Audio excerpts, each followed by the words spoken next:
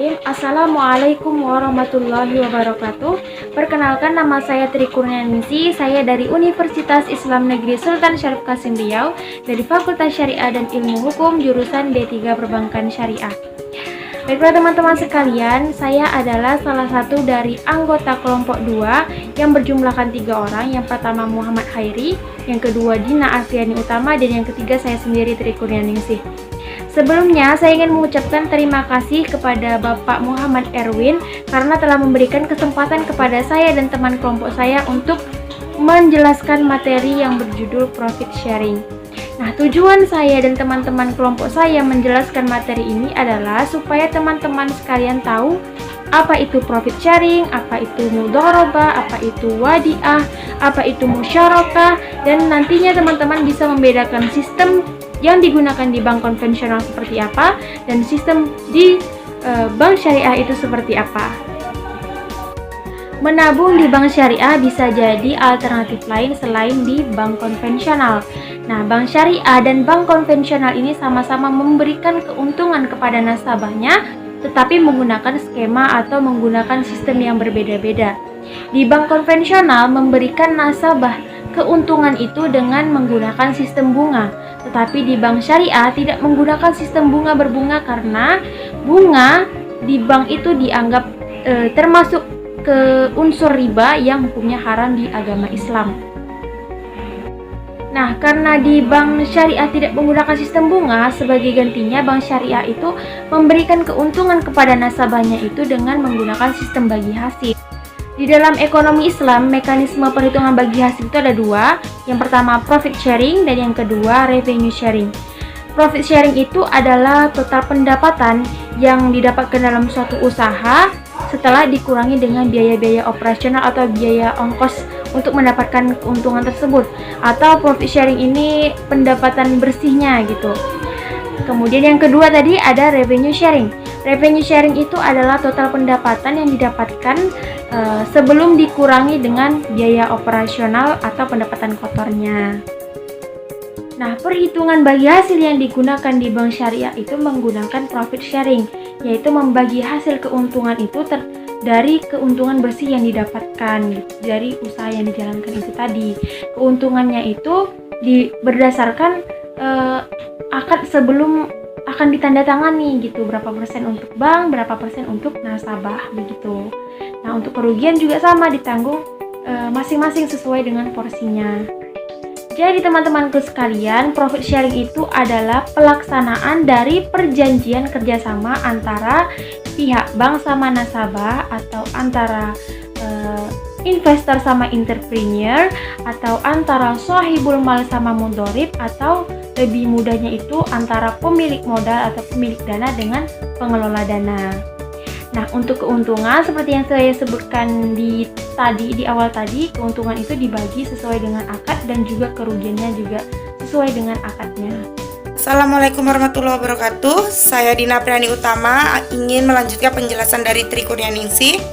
Profit sharing itu memakai prinsip sebagai berikut. Yang pertama yaitu prinsip mudharabah. Prinsip mudharabah yaitu penyimpanan yang bertindak sebagai sahibul mal, penyimpanan yang bertindak sebagai sahibul mal atau pemilik modal, dan bank yaitu sebagai mudharib, yaitu pengelola. Kedua yaitu ada namanya prinsip wadiah. Prinsip wadiah yang diterapkan adalah wadiah yad damanah. Prinsip wadiah ini diterapkan pada produk rekening giro. Pihak yang dititipi atau bank yang mengelola, yang bertanggung jawab atas keutuhan harta yang dititipi tersebut, sehingga bank bisa memanfaatkan harta titipan tersebut. Keuntungan atau kerugian dari penyaluran dana menjadi hak milik ditanggung jawabi oleh bank. Dan sedangkan bagi pemilik dana atau penitipan dana tersebut sama sekali tidak dijanjikan sebuah imbalan dan dia tidak menanggung sebuah kerugian.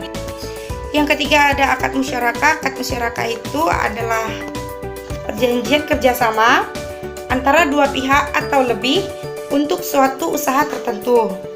Nah, di sini baik bank atau pihak yang terlibat sama-sama mengeluarkan modal dengan porsi yang sama, dan mereka akan menanggung resiko secara bersama-sama juga.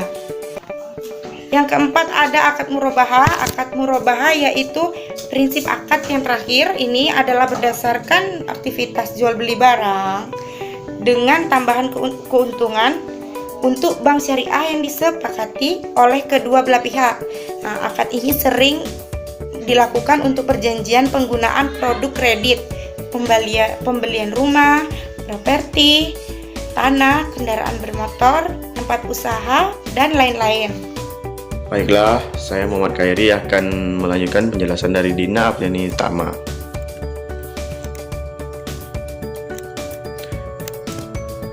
Banyak yang menganggap sistem bagi hasil di bank syariah ini termasuk riskan dan karena risiko yang ditanggung memang cukup besar. Belum lagi akibat inflasi yang menyebabkan perekonomian yang kadang tidak stabil. Meski begitu, rata-rata bank syariah di Indonesia sudah membuktikan kalau cara bagi hasil cukup menguntungkan. Terbukti makin banyak bank syariah yang berdiri saat ini di Indonesia. Memang pasar bank syariah di Indonesia belum sebesar bank konvensional yang bisa dibilang sudah merajalela. Meskipun begitu, hal itu berarti bank syariah tidak memberikan layanan yang tidak sebaik kompetitornya itu. Malah ada beberapa keunggulan yang tidak dimiliki oleh perbankan konvensional.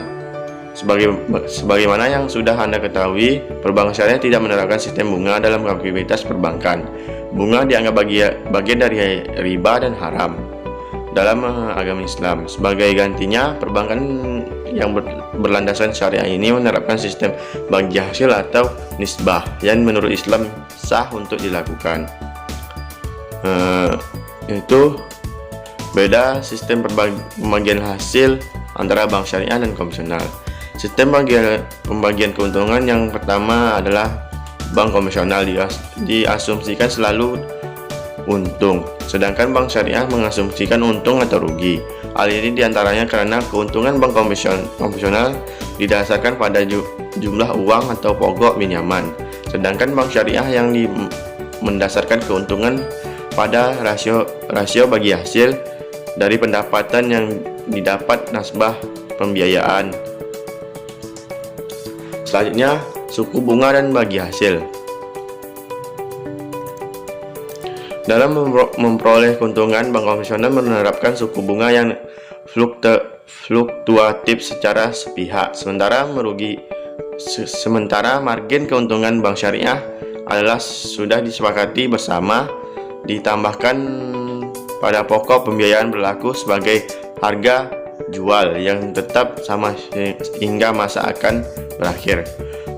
Porsi pembagian hasil berdasarkan nisbah yang disepakati bersama berlaku tetap sama sesuai akad sampai berakhir masa perjanjian pembiayaan untuk pembiayaan konsumtif. Selain itu, pada bank syariah pembagian hasil bisa berubah tergantung dari kinerja usaha. Sedangkan di bank konvensional bunga tidak meningkat walau hasil usaha baik. Selanjutnya yaitu kehalalan di mata agama. Agama yang dimaksud adalah agama Islam, sebab di sini bank konvensional dibandingkan dengan bank syariah yang menerapkan prinsip-prinsip Islam. Bank konvensional memakai sistem bunga yang diragukan kehalalannya oleh agama, sementara sistem bagi hasil yang digunakan bank syariah tidak diragukan lagi keabsahannya. Kita langsung masuk ke 4 beban tanggungan. Pembayaran bunga pada bank konvensional tanpa pertimbangan apakah proyek yang dikerjakan nasabah mendapatkan untung atau rugi. Sementara pada bagi hasil di bank syariah tergantung dari keuntungan proyek yang dijalankan. Apabila proyek mendapatkan keuntungan, maka ditanggung kedua pihak. Dari 4 poin di atas, kamu bisa mengetahui dari mana bank syariah mendapat keuntungan poin di atas juga bisa menjadi pertimbangan kamu untuk memilih bank mana yang kamu jadikan sebagai tempat menyimpan dana yang kamu miliki, baik untuk menabung atau berinvestasi.